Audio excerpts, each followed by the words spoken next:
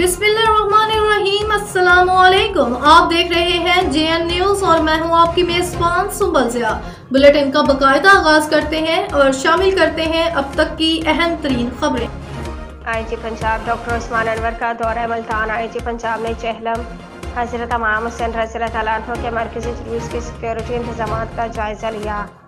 Javed Hashmi bureau chief Multan.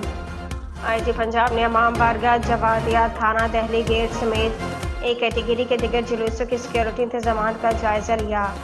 Additional IG जनूबी Punjab Kamran Khan, RP Multan captain retired Suhail Chaudhry, CP Multan Sadiq Ali Dogar समेत दिगर अफसरान मौका पर मौजूद। आईजी पंजाब के मरकजी जुलूस के मुंतज़मीन से मुलाकात, सिक्योरिटी इंतजाम के बारे में दरियाफ्त किया। आईजी पंजाब के जुलूस और मजालिस के सिक्योरिटी इंतजाम मज़ीद तंदही से अंजाम देने की हिदायत। जदीद टेक्नोलॉजी CCTV कैमरे से हसास जुलूसों की सिक्योरिटी इंतजाम की मॉनिटरिंग यकीनी बनाई जाए।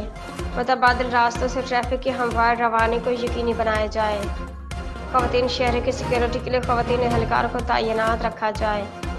RP मुल्तान और CP मुल्तान ने आईजी पंजाब के सिक्योरिटी इंतजाम के बारे में ब्रीफिंग दी।